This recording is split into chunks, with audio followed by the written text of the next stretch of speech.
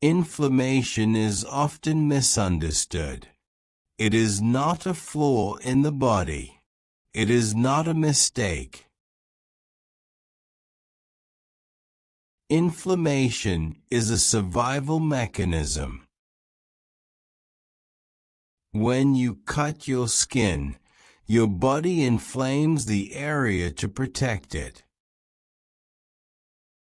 When a virus enters, inflammation activates the immune system.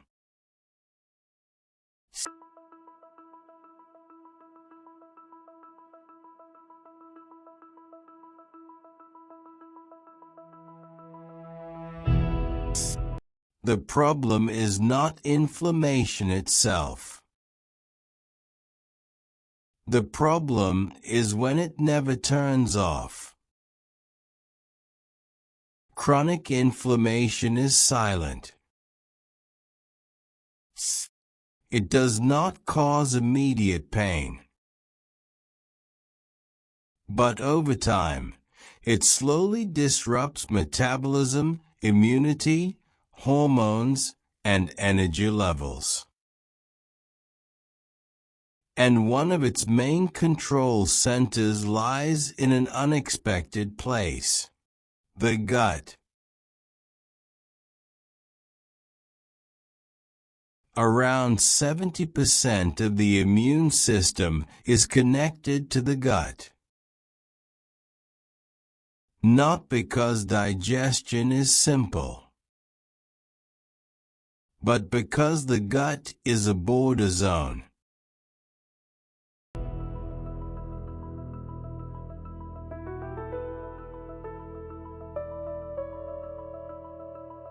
Every day, your body must decide: what is food? What is harmless? What is dangerous? This decision is not made by the brain alone. It is heavily influenced by gut bacteria.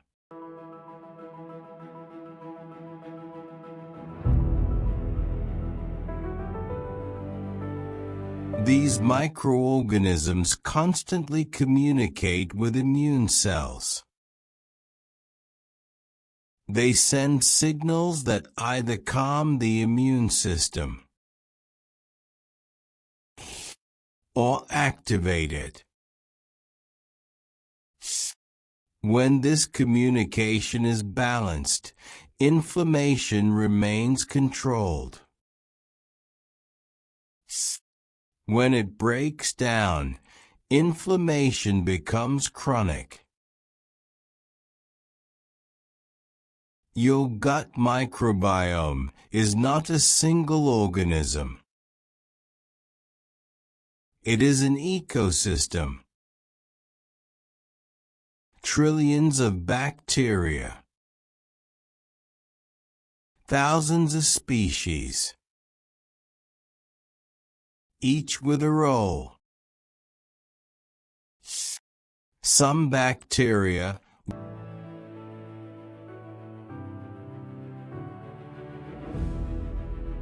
1.0 strengthen the gut lining. Produce anti-inflammatory compounds. Regulate immune tolerance. Others, when overgrown, damage the gut barrier. Release inflammatory toxins. Overstimulate immune response. Health depends not on eliminating bacteria, but on balance. This balance is fragile. Dysbiosis occurs when beneficial bacteria decline, and inflammatory bacteria gain dominance. This shift can be triggered by Ultra-processed foods. Low fiber intake. Chronic stress. Poor sleep. Antibiotics. Long-term inflammation itself. As dysbiosis develops, the gut barrier weakens. Microscopic gaps appear.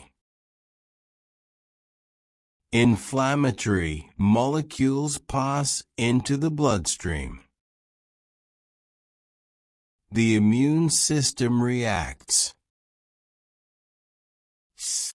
Inflammation spreads systemically. This process can continue for years unnoticed. Certain bacteria actively protect the body. They produce compounds that reduce inflammatory signaling, strengthen intestinal integrity, support immune regulation. Short-chain fatty acids are one example. They are produced when beneficial bacteria ferment fiber. These molecules act like biological brakes on inflammation. Without them, immune responses become exaggerated. With them, the system calms.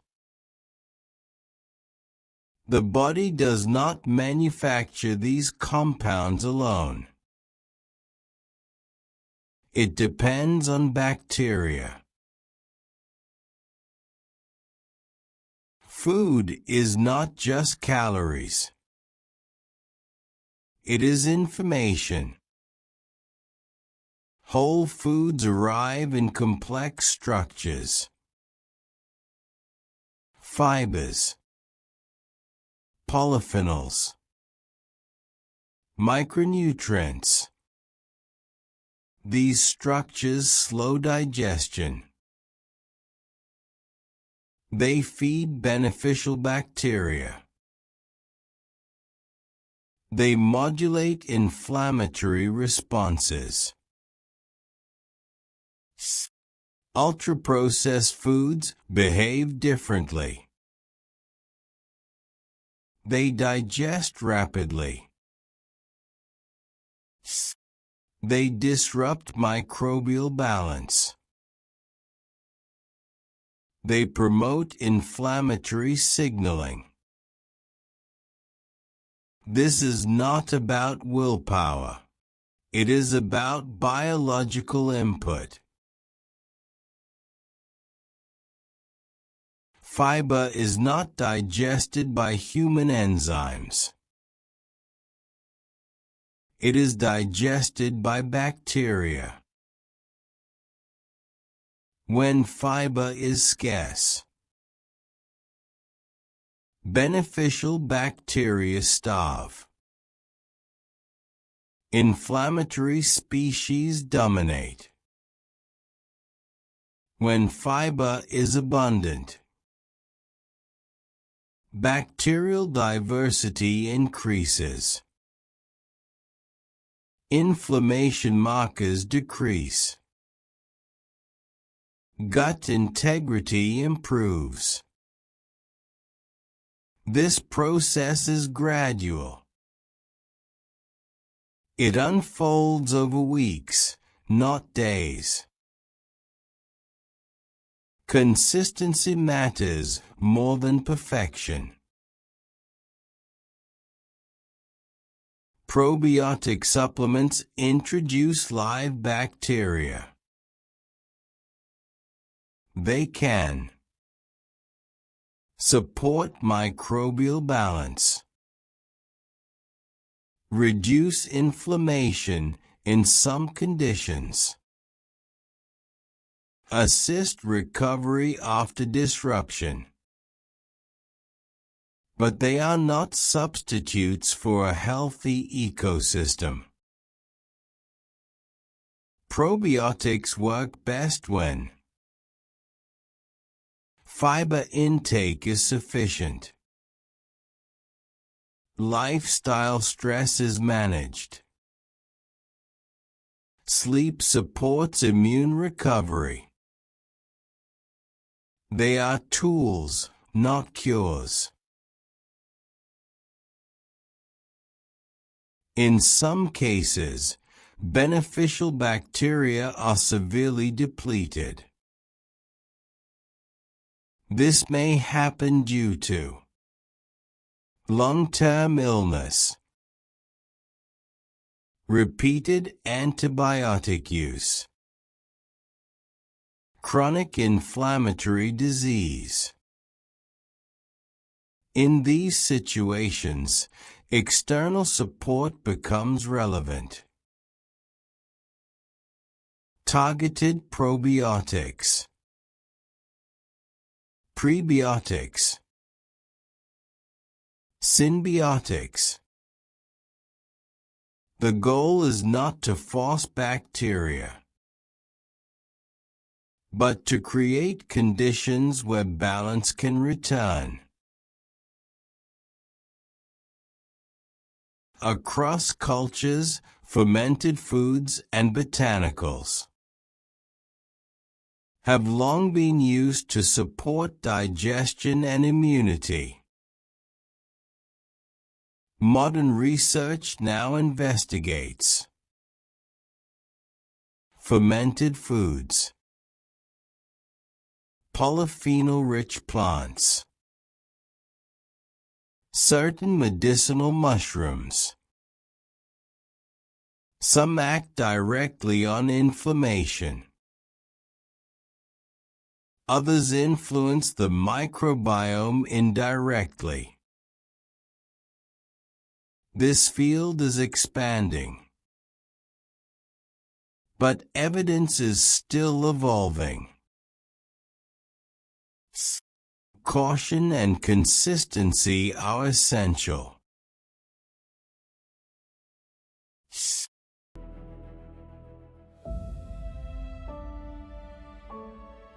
The gut listens to the nervous system. Chronic stress alters gut motility. It changes bacterial composition. It increases inflammatory sensitivity. Sleep deprivation worsens this effect. Inflammation is not only dietary. It is neurological and hormonal. Rest is not optional. It is regulatory.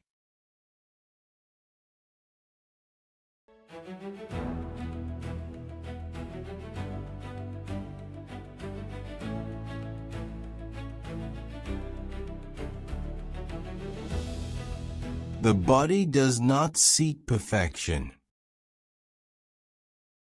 It seeks balance. Inflammation is necessary. Bacteria are essential. Health emerges from cooperation, not control. Supporting beneficial bacteria is not a trend. It is a biological partnership that has shaped human health for millennia.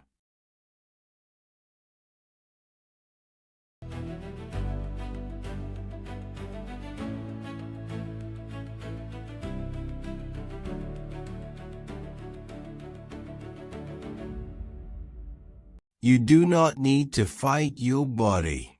You need to support its internal systems. Inflammation is a signal.